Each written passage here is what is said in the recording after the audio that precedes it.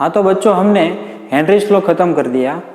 अब बच्चों हमारे इस चैप्टर के तीसरे टॉपिक की ओर चलते हैं। उसका नाम क्या था? Vapour pressure. बराबर, मैंने कहा था वेपर प्रेशर में आपको राउल्ट के 2 नियम पढ़ने हैं। बराबर, तो आज हम पहला लॉ जो है वो स्टार्ट करने जाने वाले हैं। लेकिन उससे पहले बच्चों ये जानिए कि वेपर प्रेशर क्या होता है। बराबर, कुछ वेपर प्रेशर को समझने के लिए यहाँ पे ध्यान रखें। ओके, मान लीजिए कि आपके पास कोई एक बीकर है, बराबर, यानी कि कोई कंटेनर है। बराबर, चलिए उसके अंदर आपने सिर्फ पानी लिया है। बराबर, H2O। ओके, सिर्फ क्या लिया है? पानी लिया है। तो बच्चों आपको मालूम है पानी लिक्विड है। पानी की प्रॉपर्टीज में एक ये भी है कि पानी वोलेटाइल है। बराबर ना, क्या है? वोलेटाइल। तो उसकी वेपर निकलेगी। बराबर, आपके पास पानी की बोतल है प्लास्टिक की, तो उसमें भी आप देख सकते हो। बराबर, पानी की जो सरफेस है, सरफेस के ऊपर जो भी बोतल का एरिया होता है उसमें पानी की बूंदें क्या होती है? दिखाई देती है। क्लियर इतना? तो पानी में से क्या निकलेगा? वेपर निकलेगा। तो बच्चों वेपर निकलता है तो हमको वो कंटेनर है ना क्लोज रखना। बराबर, क्यों? अगर क्लोज कंटेनर नहीं होगा तो आपको वेपर प्रेशर नहीं मिलेगा। वेपर प्रेशर पढ़ना है ना, तो वेपर प्रेशर तो चाहिए। तो वेपर प्रेशर कहाँ पे होता है? इन अ क्लोज्ड कंटेनर में वेपर प्रेशर होता है। ओके बच्चों, देखो वेपर प्रेशर क्या है। पानी को आप ऐसे ही रहने दोगे तो क्या होता है? पानी की वेपर निकलती है। बराबर, पानी की क्या निकलती है? वेपर। कहाँ जाएगी? तो क्या? ऊपर। बराबर, ये जो कंटेनर का ऊपर वाला जो हिस्सा है वहां पे जाएगी। आपको मालूम भी है पानी की वेपर है वो क्या होती है? कुछ गर्म, और ये क्या होता है? ये जो कंटेनर का ऊपर वाला जो हिस्सा है वो ठंडा होता है। तो वेपर में से क्या बनेगा? लिक्विड भी बनेगा। बराबर, तो यहाँ पे आपको 2 तरह के फेस मिलेंगे। ये ऊपर वाला जो फेस है वो क्या है? ऊपर वाला फेस वो है वेपर टू लिक्विड। बराबर, क्या फेस है ये? Vapour to liquid. और ये वाला जो फेज है वो क्या कहलाता है? Liquid to vapour. बराबर, लिक्विड टू वेपर वाला फेज कहलाता है। ओके, तो बच्चों एक समय ऐसा आएगा कि लिक्विड टू वेपर और वेपर टू लिक्विड में जाने वाला जो रेट है, जो रेट बोलते हैं उसको, the rate of liquid to vapour phase and vapour to liquid phase same हो जाएगा। यानी कि जितनी वेपर ऊपर निकलती है उतनी वेपर क्या बनती है? फिर से लिक्विड बनती है। तो इस्ट कॉल्ड भी इक्विलिब्रियम। ये हमने पढ़ा इक्विलिब्रियम चैप्टर में, 11th का जो चैप्टर था इक्विलिब्रियम, उसमें हमने पढ़ा है ये सब। बराबर, तो बच्चों जब इक्विलिब्रियम इस्टेब्लिश्ड होता है, बराबर, तब ध्यान रखना है, तब क्या होता है? तब ये जो वेपर है, वेपर वो पानी की सरफेस के ऊपर कुछ प्रेशर लगाती है। एटा इक्विलिब्रियम बच्चों याद रखना, एटा इक्विलिब्रियम वेपर जो पानी की सरफेस के ऊपर कुछ प्रेशर लगाता है बच्चों, वो प्रेशर को हम बोलते हैं vapour pressure. Understood? Vapour pressure क्या? At equilibrium. बराबर, at equilibrium vapour should pressure on the, कहाँ पे? सरफेस ऑफ द सॉल्वेंट, यानी कि पानी जो भी लिया आपने ऊपर। वेपर प्रेशर समझ में आ गया? वेपर प्रेशर क्या है? इक्विलिब्रियम जब इस्टेब्लिश हो जाता है तब वेपर पानी की, यानी कि सॉल्वेंट, यानी कि सॉल्यूशन की जो भी सरफेस है, सरफेस के ऊपर जो प्रेशर लगाता है उसको बोलते हैं हम vapour pressure. Okay, vapour pressure बच्चों के ऊपर 2 तरह के फैक्टर इफेक्ट करते हैं। सबसे पहला है वो है बच्चों नेचर ऑफ लिक्विड। क्या है बच्चों? Nature of liquid. मान लीजिए कि आपके पास पानी लिया था आपने, तो पानी यानी कि H2O, तो इस तरह से उसका फॉर्मूला होता है H2O। तो बच्चों यहाँ से ऑक्सीजन 2 हाइड्रोजन बंद और बनाते हैं ना, पानी का हमने देखा है। बराबर, स्टैंडर्ड 9 में भी पढ़ चुके हैं ये तो।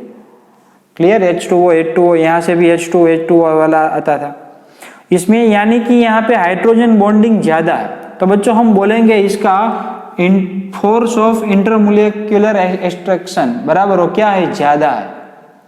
तो यानी कि इसका फोर्स ऑफ एट्रैक्शन ज्यादा है बच्चों। बराबर, तो क्या होता है? ये आसानी से वेपर फेज में जाता नहीं है, इसकी वेपर बनती नहीं है आसानी से। उसके अकॉर्डिंग, उसके कंपैरिजन में हम यदि मिथेनॉल देखें तो बच्चों इसमें सिर्फ एक ही हाइड्रोजन बंद होगा। यहाँ पे तो यहाँ पे 2 हाइड्रोजन बंद है और 2 ये, टोटल 4। यहाँ पे सिर्फ एक ही होगा, सॉरी टोटल 2 होगा, बराबर है। तो ये वाला में सिर्फ एक ही है, सॉरी 2 हाइड्रोजन बंद है, यहाँ पे 4 हाइड्रोजन बंद है, तो मतलब कि इसका फोर्स ऑफ अट्रैक्शन कम है, सॉरी इसका फोर्स ऑफ अट्रैक्शन ज्यादा है, किसके, मोलिकुलर के बीच में। यहाँ पे क्या है, कम है, तो ये बच्चों ज्यादा क्या हो जाएगा, इवेपोरेट हो जाएगा, उसकी वेपर ज्यादा निकलेगी। यानी कि नेचर ऑफ लिक्विड के ऊपर ये डिपेंड करता है। ओके, दूसरा है बच्चों टेम्परेचर। क्या है टेम्परेचर, रेडी। टेम्परेचर मान लीजिए कि ये जो कंटेनर है उसका आपने टेम्परेचर बढ़ाया तो क्या होगा, तो वेपर ज्यादा निकलेगा।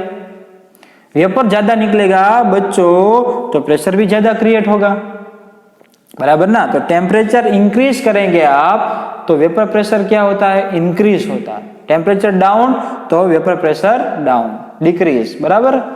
ये आपको क्लियर? ओके बच्चों, यहाँ पे मैंने सिर्फ पानी ही लिया है, कंटेनर में क्या लिया है, सिर्फ पानी लिया था। पानी लिया है तो इसका मेरे को जो वेपर प्रेशर मिलेगा उसको मैं P01 से डिनोट करूंगा। क्यों नोट, किस लिए, सिर्फ पानी है बच्चों, इसके सिवा कुछ है ही नहीं, इसके अंदर सिर्फ पानी ही है। पार्शियल प्रेशर की कहानी नहीं है इधर। पार्शियल प्रेशर कब लगता है बच्चों, पार्शियल प्रेशर डाल्टन के लॉ में आप देखें तो पार्शियल प्रेशर कब लगता है बच्चों, जब आपके पास कंटेनर है, कंटेनर के अंदर सॉल्यूशन है और सॉल्यूशन के आपके पास कंपोनेंट एक से ज्यादा यानी कि 1 और 2 कंपोनेंट है, तब इसके ऊपर जो बच्चों देखो दोनों, मान लीजिए अब यहाँ पे बात है ही तो समझा देता हूँ।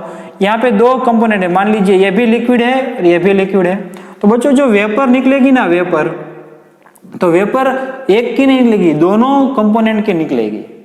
तो यहाँ पे जो प्रेशर क्रिएट होगा सॉल्यूशन के ऊपर वो भी क्या होगा, दोनों का ही होगा ना, दोनों का ही, वेपर दोनों की है तो ये दोनों की ही होगा। इस समय पे हम जो हमारे पास कंपोनेंट ए है उसके प्रेशर को हम P1 कहते हैं, उसके प्रेशर 2 नंबर के कंपोनेंट के लिए प्रेशर 2 कहते हैं। और ये जो प्रेशर है वो बच्चों वो पार्शियल है, वो क्या है, पार्शियल, ये पार्शियल नहीं है, बराबर। ये प्योर कंपोनेंट का जो वेपर प्रेशर है उसको हम P01 से क्या करते हैं, डिफाइन करते हैं। और यहाँ पे जो पार्शियल प्रेशर क्यों लिया बच्चों, 2 कंपोनेंट थे, 1 और 2, दोनों क्या थे, तो कि दोनों लिक्विड थे, यानी कि दोनों की वेपर निकलेगी, तो दोनों प्रेशर लगाएंगे। तो इसका प्रेशर कितना पर्टिकुलर 1 का तो कि P1, इसका प्रेशर कितना पर्टिकुलर तो कि P2, अंडरस्टूड? ओके और यहाँ पे हम टोटल प्रेशर बच्चों यहाँ पे निकालने की कोशिश करेंगे तो क्या करना पड़ेगा, P1 plus P2 is equal to P total. मालूम पड़ गया आपको? Okay clear? तो जो वेपर प्रेशर के अकॉर्डिंग जो राउल्ट ने जो लॉ दिया है वो इसके लिए दिया है, P1 और P2 बराबर 2। ये तो इसका बेसिक था वेपर प्रेशर के लिए, पर याद रखना यदि प्योर कंपोनेंट है तो उसका वेपर प्रेशर कितना होगा, P01।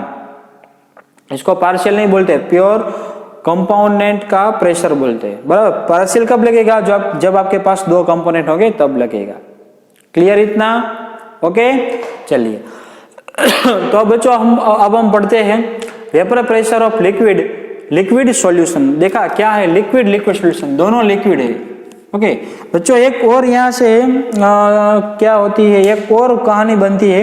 मान लीजिए कि दोनों लिक्विड है तो ये वाला क्वेश्चन है वो हम इसके बारे में हम पढ़ेंगे। लेकिन यदि आपके पास सॉलिड कंपोनेंट है, एक लिक्विड है और दूसरा सॉलिड है, तो उसके लिए भी राउल्ट ने लॉ दिया, लेकिन वो अगली थियरी में हम देखेंगे, बराबर। यहाँ पे हम क्या देखेंगे, यदि दोनों लिक्विड है तो। ओके देखो, देखा है ना, लिक्विड सॉल्यूशन। ओके चलिए पढ़ते हैं हम। Let us consider a binary solution of 2 volatile liquids and denote the 2 components 1 और 2। क्या लेना है हमारे पास बच्चों, 2 वोलेटाइल कंपोनेंट्स लेना है, बराबर। एक को 1 कह दो, दूसरे को 2 नंबर दे दो।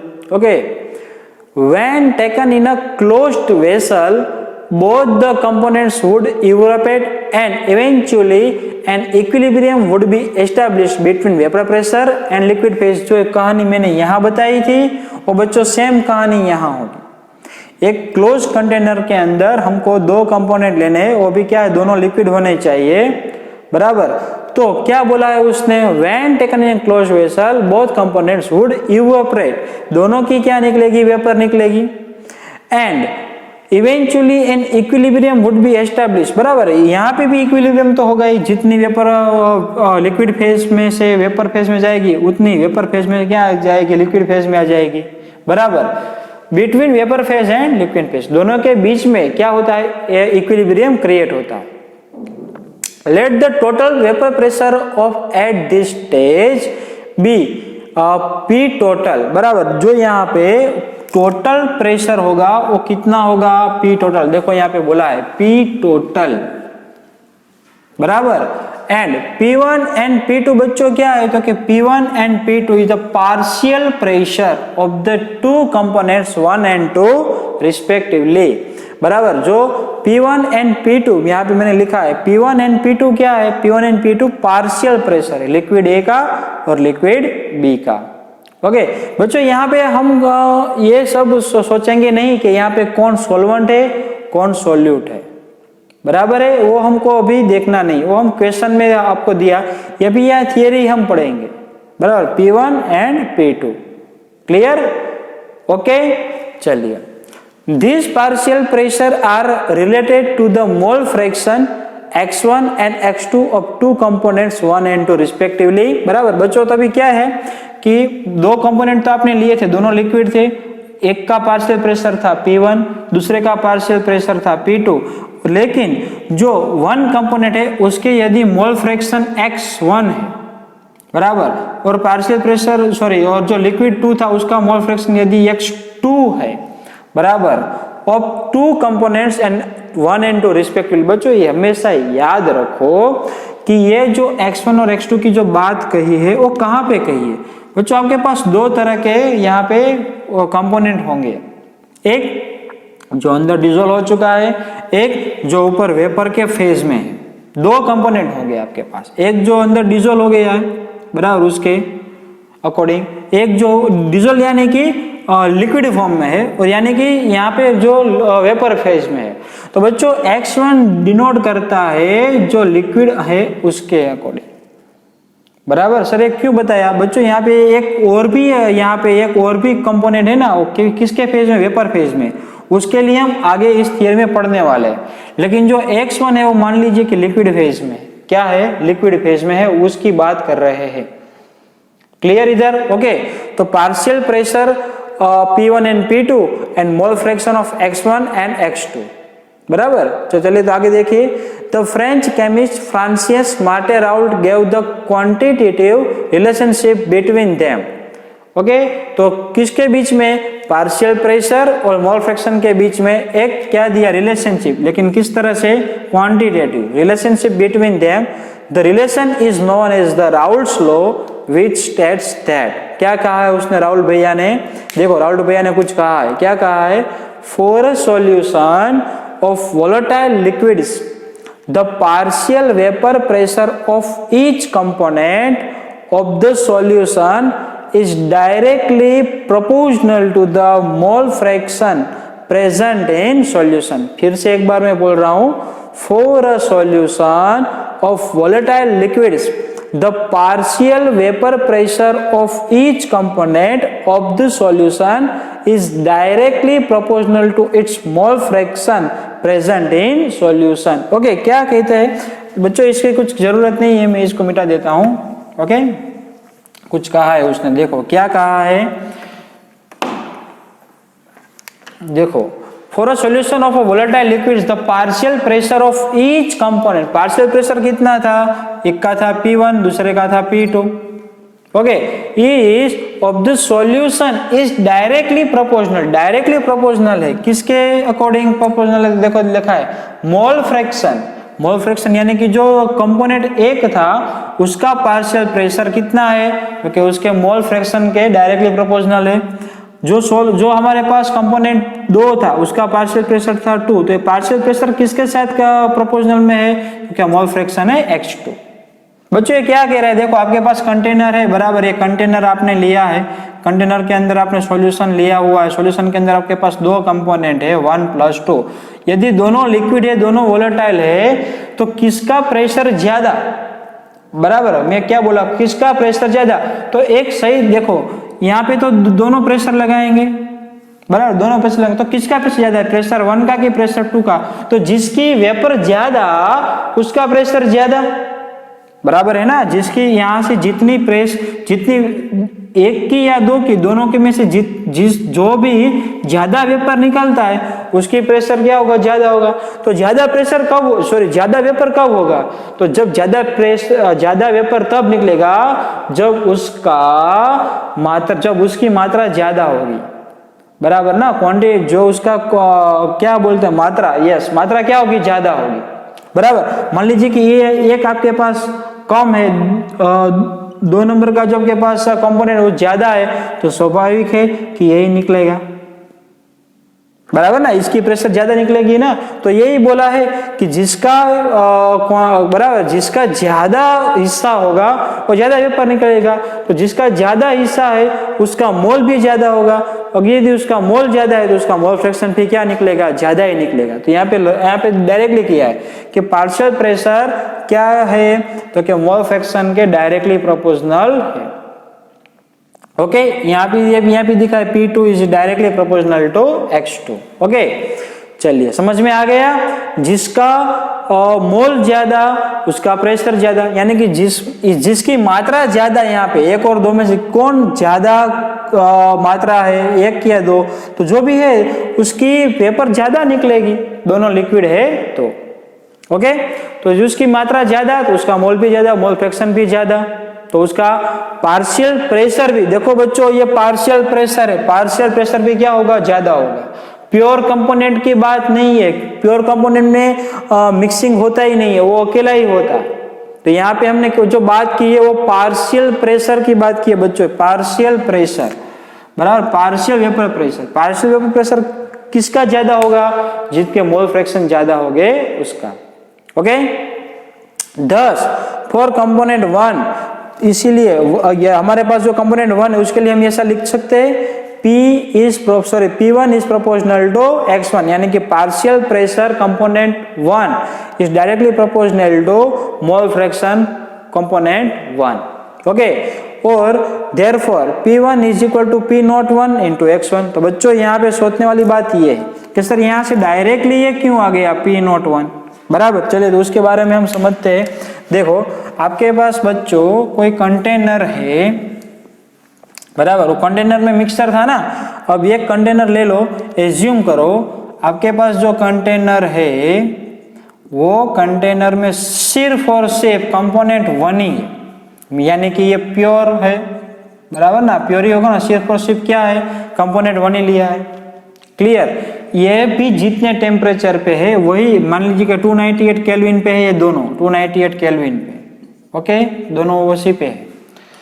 तो चलिए बच्चों, इसके लिए मैं यदि आपको पूछूं कि ये जो लिक्विड है, ये यानी कि जो सॉल्यूशन है उसका मोल फ्रैक्शन कितना होगा, मान लीजिए कि उसका मोल फ्रैक्शन में 1 है तो इसके लिए x1 बोल दे, तो उसका मोल फ्रैक्शन क्या होगा, बताइए, उसका मोल फ्रैक्शन क्या होगा बच्चों, 1 ही होगा ना। क्यों, एक नंबर का जो कंपोनेंट है उसके अंदर सिर्फ एक ही है और कुछ है ही नहीं, तो 100% उसका ही हिस्सा होगा, तो मोल फ्रैक्शन भी वही होगा 1।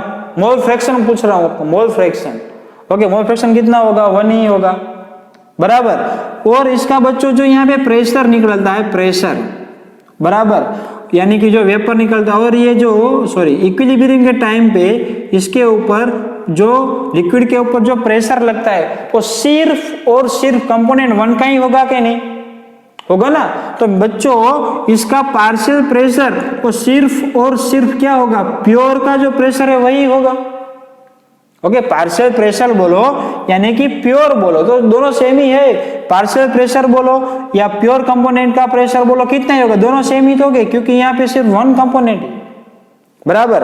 तो हमने तो क्या बोला था उसके लिए सॉल्यूशन के according P1 is proportional to x1, कीमत अप्लाई करो इधर तो क्या हो जाएगी P1 is equal to K, मान लीजिए कि इधर K, ओके, तो x1, चलिए तो P1 यानी कि P01 यानी कि P01 is equal to K, और x1 तो कितना है, मोल फ्रैक्शन 1 है, तो K is equal to P01, तो आ गया बराबर। तो जो भी हम कांस्टेंट रखेंगे उसकी कीमत क्या होगी, कांस्टेंट की कीमत P01 के अकॉर्डिंग होगी।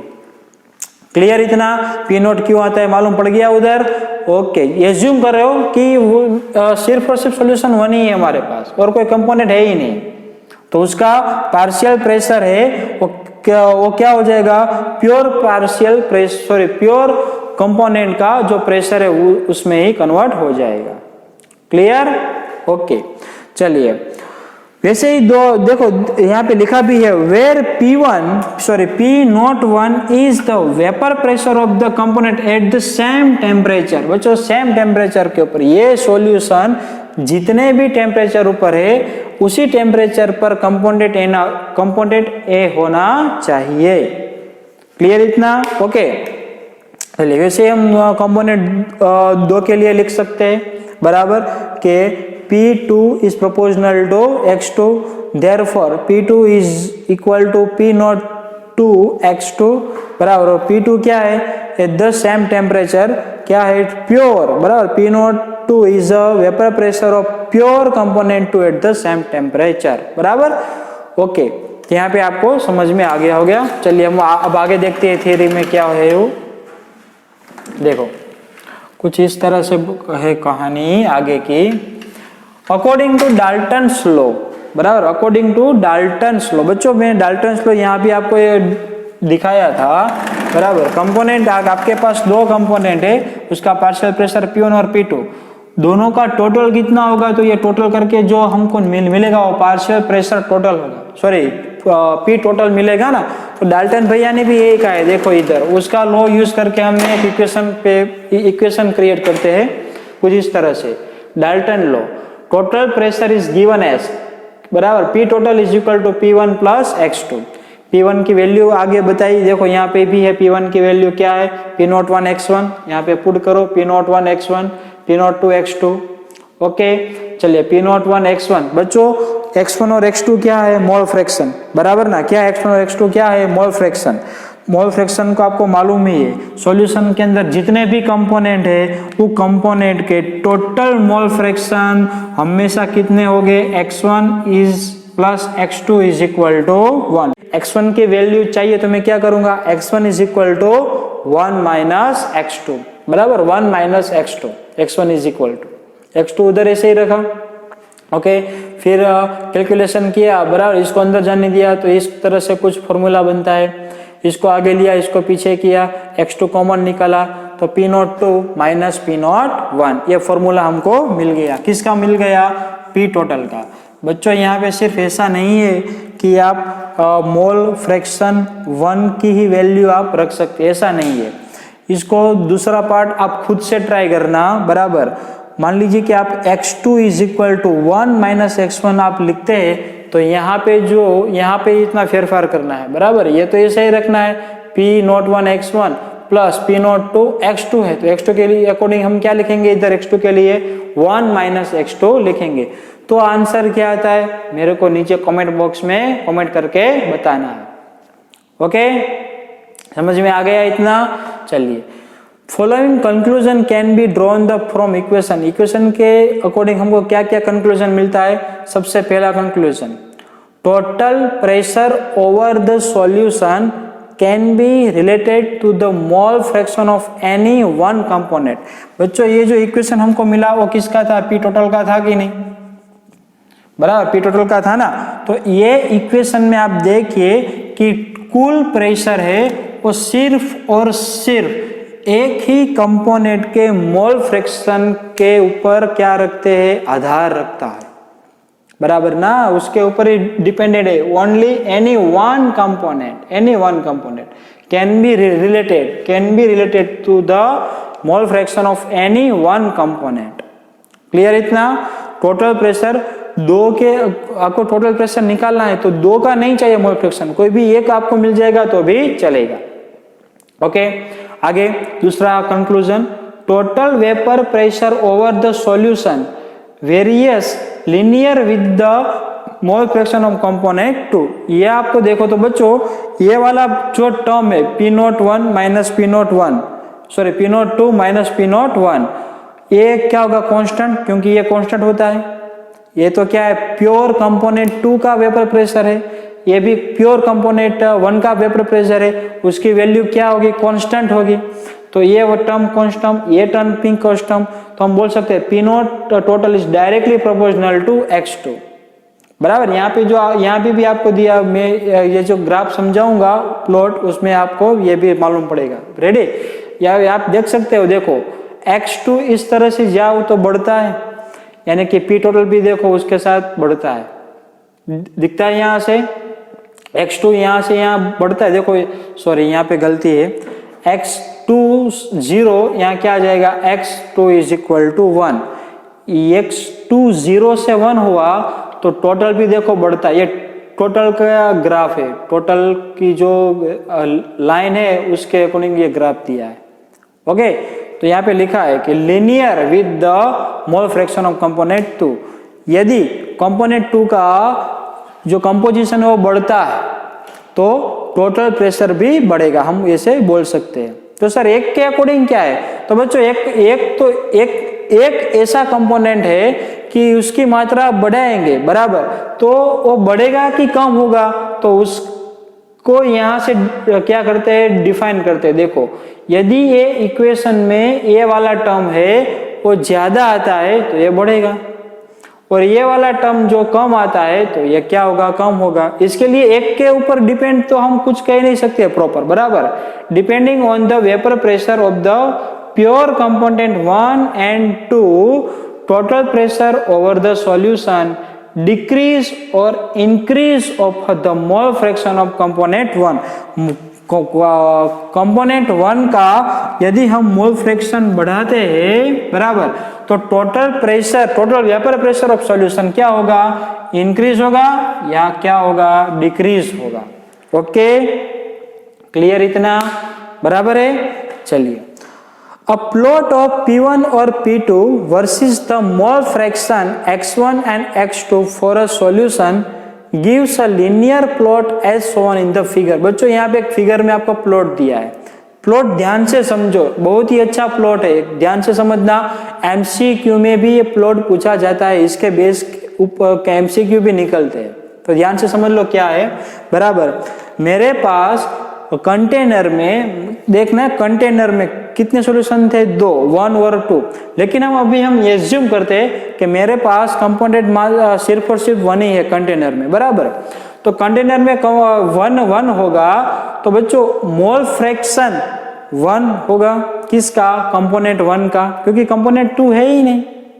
ओके, यहाँ पे मैंने समझाया था ना, देखो यहाँ पे मैंने समझाया क्या है, यदि मेरे पास सिर्फ और सिर्फ कंपोनेंट ए है, एक ही है प्योर कंपोनेंट, तो उसका मोल फ्रैक्शन कितना होगा, 1 होगा, बराबर, मोल फ्रैक्शन 1 होगा ना इसका। ओके, तो इस टाइम पे कंपोनेंट 2 के बच्चों मोल फ्रैक्शन कितने होंगे, तो x2 इज इक्वल टू 0, क्योंकि मोल फ्रैक्शन का टोटल मोल फ्रैक्शन कितना होता है 1, यदि ये 1 है तो ये तो 0 ही होगा, क्योंकि है ही नहीं कंपोनेंट अंदर, सिर्फ और सिर्फ प्योर कंपोनेंट है। ओके, चलिए, यानी कि इसमें कितना है, सिर्फ और सिर्फ की क्या आ जाता है 1, बराबर। चलिए, अभी हम क्या करेंगे बच्चों, कंटेनर के अंदर जो प्योर है उसमें से ए का कुछ हिस्सा निकालेंगे और कंपोनेंट 2 का कुछ हिस्सा अंदर क्या करेंगे, डालेंगे। क्लियर, मैं क्या बोला, ए को अंदर से थोड़ा निकालो, थोड़ा बी को अंदर डालो, वैसे हम करते जाएंगे। तो करते जाने के बाद क्या होगा, कुछ एक टाइम ऐसा आएगा कि कंपोनेंट 1 0 हो जाएगा, सब निकाल लिया, और प्योर क्या हो जाएगा, कंपोनेंट 2 हो जाएगा। तो यहां से 1 से क्या हो जाता है 0, और 0 से क्या हो जाएगा 1। क्लियर इतना, ये दोनों पॉइंट समझ में आ गए क्या कह रहे हैं। पहले यहां से हमने शुरू किया, सिर्फ और सिर्फ कंपोनेंट 1 था, 1 के अंदर सिर्फ और सिर्फ 1 है, तो उसका मोल फ्रैक्शन कितना होगा, 1 होगा। यहाँ पे 2 है ही नहीं तो उसका मोल फ्रैक्शन तो 0 होगा। और हम क्या करेंगे, ए को निकालेंगे, बी को डालेंगे, तो एक टाइम ऐसा आएगा कि तो एक पूरा जो एक कंपोनेंट 1 था वो खत्म हो जाएगा, सिर्फ और सिर्फ कंपोनेंट 2 ही रहेगा। तो यहाँ पे x1 is equal to 0, x2 is equal to 1। बराबर बच्चों, चलिए ओके। यदि हमारे पास जो x1 था बराबर, यानी कि प्योर कंपोनेंट सिर्फ एक ही रहेगा, तो उसका जो प्रेशर है बच्चों, उसका प्रेशर वो मैंने क्या बोला था आपको, pure vapour pressure, pure component vapour pressure कहलाता है ना, उसको हम कैसे डिफाइन करते हैं, P01 से। तो मैंने इधर कुछ कैलकुलेशन किया तो उसकी वैल्यू मुझको मिल गई, तो मैंने प्लॉट के ऊपर पॉइंट किया तो वो पॉइंट मेरे को यहाँ पे मिला। देखो ये वाला जो पॉइंट है ये क्या शो करता है, P01 यानी कि P01, कि सिर्फ और सिर्फ कंपोनेंट एक रहेगा तो उसका प्रेशर इतना था। बराबर, यहाँ पे सिर्फ क्या है, सिर्फ और सिर्फ नंबर 2 ही है। बराबर, जो कंपोनेंट 2 है वही है, कंपोनेंट 1 तो है नहीं, तो उसका प्रेशर कितना है, P02 है। यानी कि ये प्योर कंपोनेंट 1 का प्रेशर इतना है, प्योर कंपोनेंट 2 का प्रेशर इतना है। बराबर, दोनों को मिक्सिंग करेंगे, दोनों को क्या करेंगे बच्चों, मिक्सिंग करेंगे, तो लाइन जो है कुछ इस तरह से बढ़ेगी। P01 से क्या हो जाएगा, P02। तो देखो जब x1 1 था तो P01 इतना था, हमने धीरे धीरे उसको कम किया तो लाइन देखो नीचे आ रही है। देखा क्या हो रहा है, लाइन नीचे आ रही है, प्रेशर कम हो रहा है। वैसे यहाँ पे हमारे पास 2 नंबर का कुछ था ही नहीं, तो प्रेशर कितना होगा, 0। जैसे जैसे धीरे धीरे हम बढ़ाते, मोल फ्रैक्शन 1 करते हैं, तो देखो उसकी लाइन क्या जा रही, कैसे जा रही है, ऊपर जा रही है। बराबर, यहाँ पे वेपर प्रेशर बढ़ता है, यहाँ से जाके x2 बढ़ता है, मोल फ्रैक्शन बढ़ता है। ओके, इतना समझ में आ गया ये प्लॉट। चलिए, a plot of mole fraction in the figure, this lines 1 and 2। बराबर, ये कौन सी, ये 1 है और ये 2 है। 1 नंबर की ऊपर से नीचे आती है, 2 नंबर की नीचे से ऊपर जाती है। बराबर, pass through the points for which x1 and x2 are equal to unity। बराबर, सिमिलरली द प्लॉट फिगर 2.3। देखो यहाँ पे दिया, ये जो 2.3 नंबर है वो एनसीईआरटी बुक का है। बराबर, यहाँ पे हम नहीं लिखेंगे प्लॉट या फिगर के नंबर नहीं लिखेंगे। बराबर, plot figure. Okay, similarly the plot. Okay, figure में आपको दिया गया है। चलिए, मैंने समझा दिया वो क्या कहता है वो। ओके, अभी आगे की बात करते हैं। देखो, द मिनिमम वैल्यू ऑफ, बच्चों minimum value of P total is P01। Okay, ये वाली जो फिगर है बच्चों, ये वाली, ये P टोटल की है ना, ये लाइन जो है किसकी है, P टोटल की, उसकी मिनिमम वैल्यू क्या होगी, P01 होगी। यहाँ से नीचे तो जाएंगे नहीं आगे। बराबर, यहाँ से ऊपर नहीं जाएंगे, तो मिनिमम वैल्यू क्या होगी, P01। ओके, और मैक्सिमम कितनी होगी, P02 होगी। क्लियर इतना।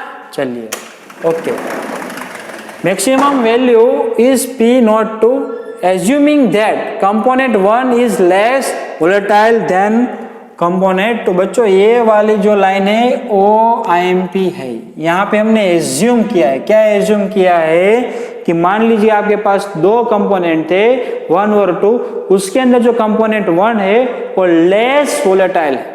क्या है, लेस वोलेटाइल। मैंने कहा था ना, एक पानी होगा एक मिथेनॉल होगा, तो पानी है वो लेस वोलेटाइल है। किसकी कंपैरिजन के अकॉर्डिंग, मिथेनॉल के अकॉर्डिंग। क्लियर इतना। बराबर है, यहाँ पे हमने एज्यूम किया है।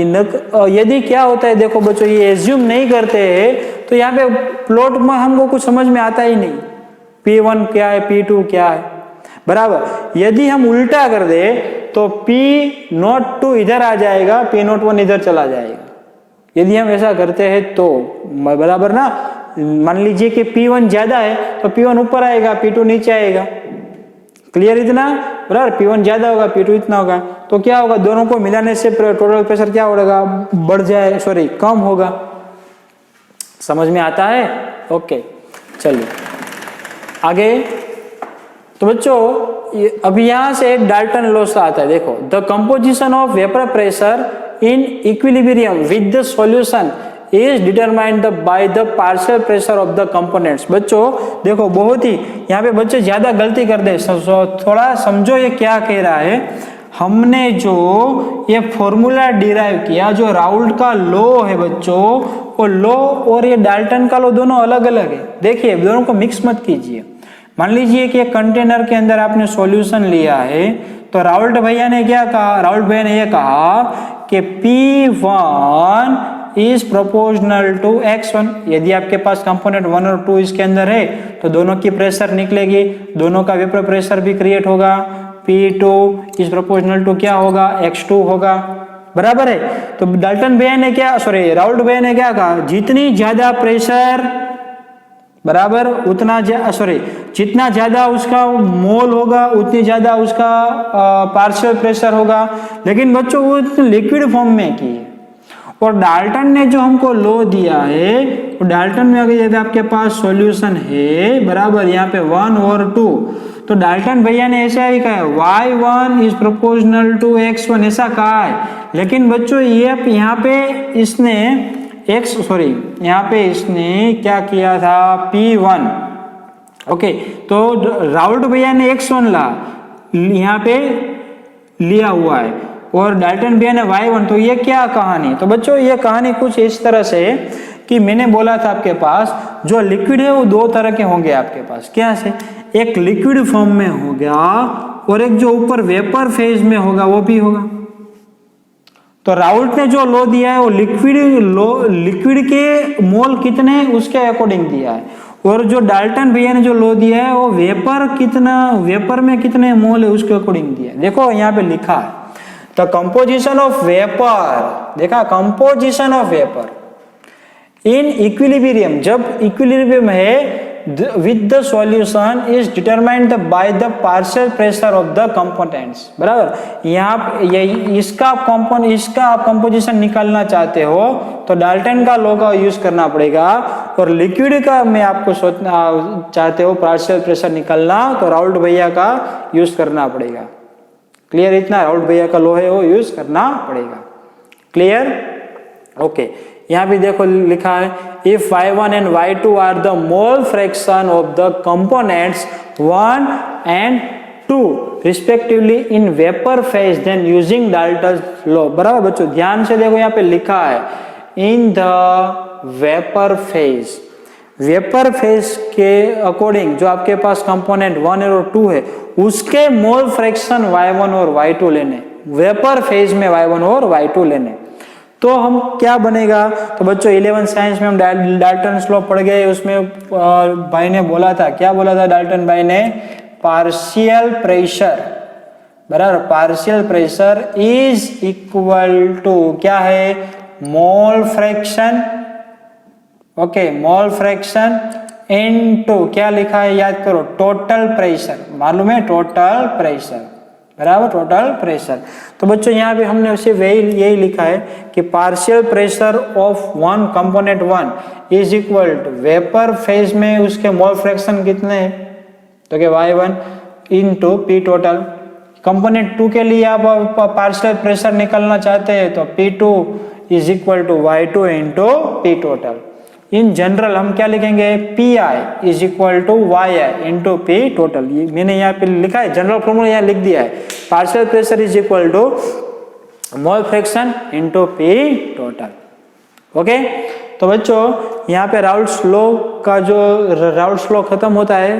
ओके, राउल्ट्स लॉ आपको दो तरह से इसमें पूछते, एक थियरी पूछते 4 मार्क्स की, तो पूरा लिखने का यहाँ तक, बराबर। मैंने आगे टोटली थियरी लिख के यहाँ पे इसके ज्यादा कुछ लिखना नहीं, एनसीईआरटी में कुछ इसके वाला और भी चीजें मिलेगी आपको, लेकिन कुछ काम की नहीं है, ये जो काम की चीज है वही लिखी है, बराबर। 2-3 बार रिवाइज करो, खुद से पढ़ो, थियरी भी 4 मार्क में पूछी जाती है। ओके, तो ये एकदम हमको क्या करना है, लर्न करना है इसको। ओके, और दूसरा इसके नियम के अकॉर्डिंग हमको एग्जाम में क्वेश्चन भी पूछे जाते हैं, बराबर। तो हमारा अगला जो लेक्चर होगा वो किसके बेस के ऊपर होगा, राउल्ट के जो लॉ है, लिक्विड का जो लॉ था उसके बेस के ऊपर जो हम जो क्वेश्चन करेंगे वो हम उसका आगे का हम पढ़ेंगे। बराबर। तो अगला लेक्चर हम देखेंगे क्वेश्चन किसके अकॉर्डिंग, राउल्ट के लॉ के अकॉर्डिंग। ओके।